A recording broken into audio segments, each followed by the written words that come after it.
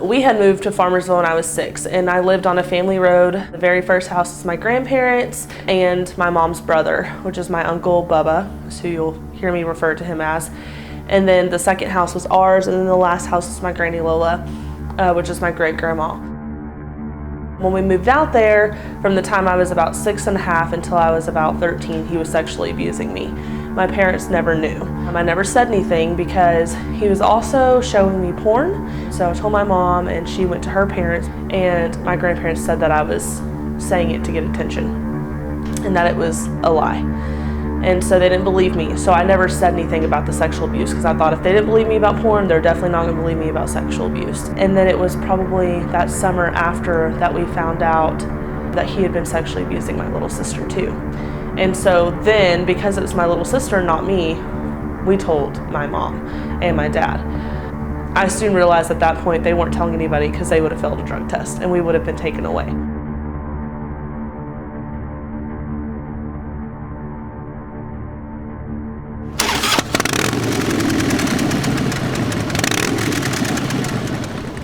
The mission of the Guardians of the Children is to recognize and react to child abuse and educate the public to do the same, to serve as advocates, to provide strength and stability to families in crisis, and to be an answer to the prayer of an abused child or teen for courage, support, and protection. Don't let your silence drown out their cries. Guardians of the Children is a 501c3 nonprofit organization. Our goal is to work with abused, neglected, whether that be physical, mental, sexual abuse children. Our job is to give that child a backbone, give them the support and the structure they need to feel strong enough to stand up in that courtroom and tell the story that needs to be told. That could vary from just going to simple Patsy House interviews with them and being in the parking lot knowing that they got somebody with them, all the way up to escorting them into a courtroom, providing security around that child, and being on that front row during the testimony so they have somebody to fixate on rather than having to stare at the perp that is sitting in the chair beside them.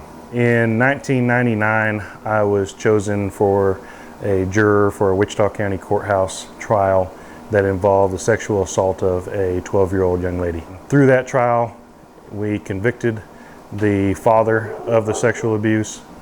We sentenced him to life on multiple counts.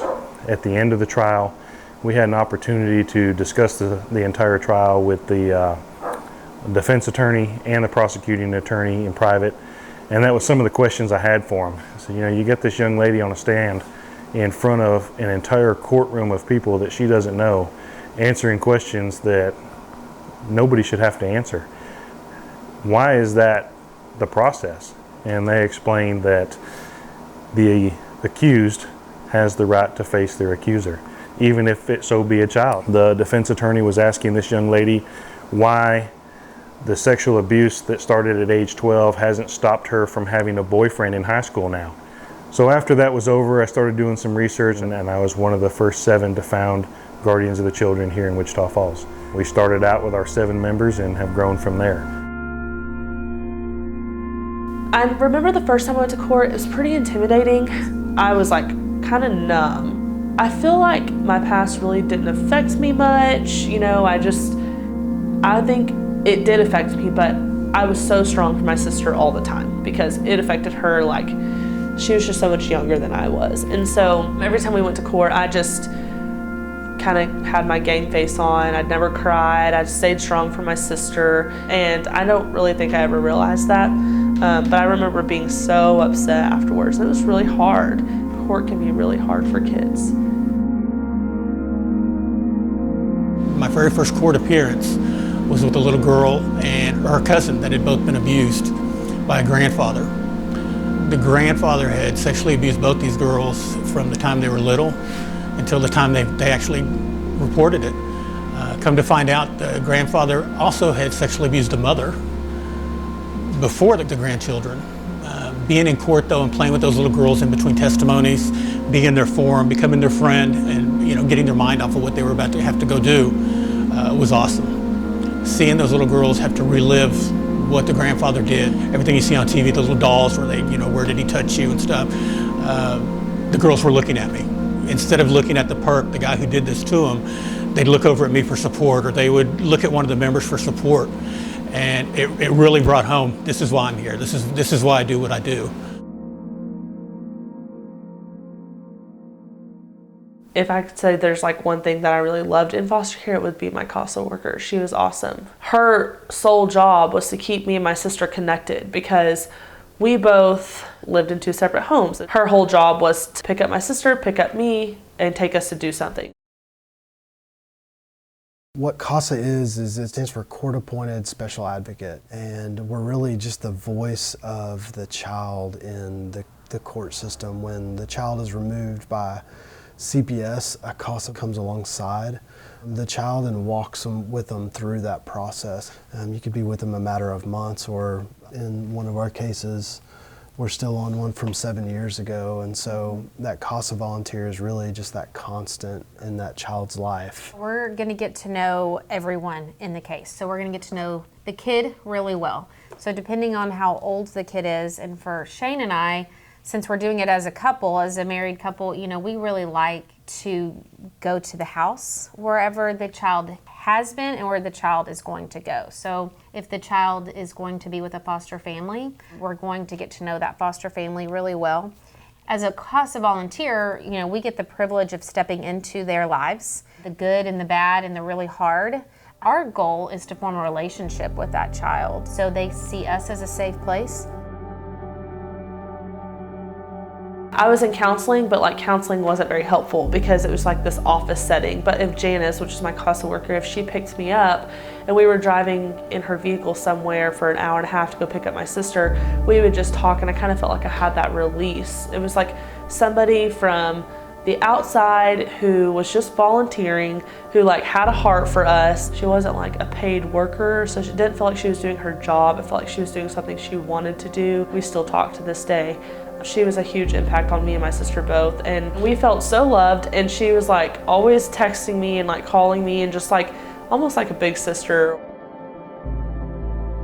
A part of being a CASA and forming that relationship with them, the beauty of it is they begin to trust us, and we are able to let them come alongside us as well, and to get to see a light into what's the best place for you, what's safe for you. Sometimes we are trying to argue for family reunification, and then other times it just hasn't been possible. And so then we start gearing up towards, hey, what does it look like to maybe get placed into a foster family or to a residential treatment facility, or what is going to be the best thing that this kid is going to have the best possible outcome for his future. As a CASA too, kind of one of our, I would say, for Shane and I, one of our main goals is really just to step into a kid's life and love him where he's at, not expecting him to be somewhere different, not expecting the parents necessarily to rise to some expectation we have of them, but to step into where they are, love them where they are, and say, we want the very best for your whole family. Then at this point, senior year had already started. A teacher was like, you can move in with me. I don't want you to leave your senior year. And literally 2 days after moving in with her, she said, I just realized something. My brother, he was accused of some sexual abuse, and he didn't do it, but until he goes on trial, he has an ankle monitor. And she said, you can't travel with me to see my family during the holidays, and if I can't treat you like my daughter, then I don't want you to live here. And I was like broken, because CPS has said this is the last chance. Like if this doesn't work out, we have to put you in the system, because it looks so bad, because although you're not doing anything behavioral wise, we have to get you set up where something is like steady and consistent. I will say for my self-esteem, it was awful, because I basically just hopped around and I never felt wanted. I felt like these people accepted me, but they didn't accept me as family, because the reasons they were kicking me out were like, I wasn't necessarily doing anything wrong. Like, they just had these stipulations, and then if I didn't meet them, then they just like would kick me out. So I didn't really feel like family, you know?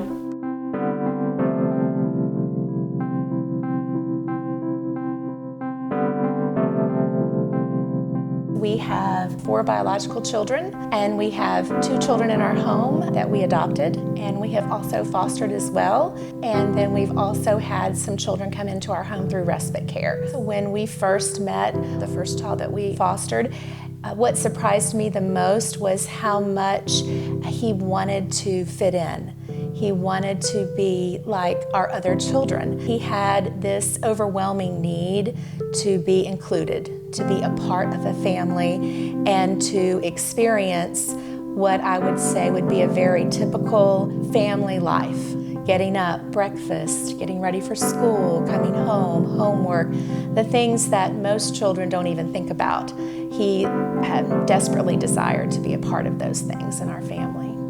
I made a real concerted effort when I introduced him to people. He was not my foster son, he was my son. Just the fact that we did not make that designation, I think it made him feel like a part of our family. They're classified as foster kids, they're classified as being in the system. They just want to be a kid. They just want to be like everybody else and not have this designation that makes them feel awkward around other people. Another very painful question that he asked me, he said, if I mess up, are you going to make me go away? And it was just, that is his experience. And I told him absolutely not, that I would love him and that there's nothing he could do that would make me get rid of him. My little sister went back home after I graduated high school. My parents got custody of her back, and she lived there for 4 years, and they took awful care of her.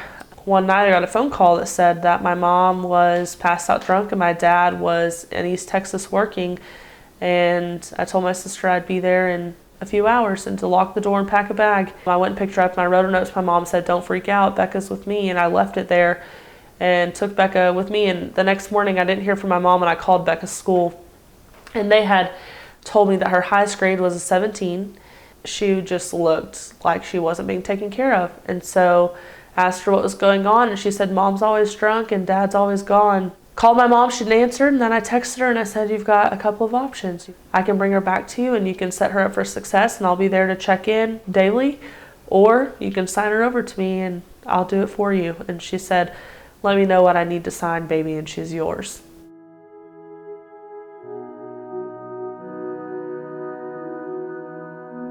When I gained a kid at 22 to raise, and like, my life was completely different, and I wouldn't change that for the world.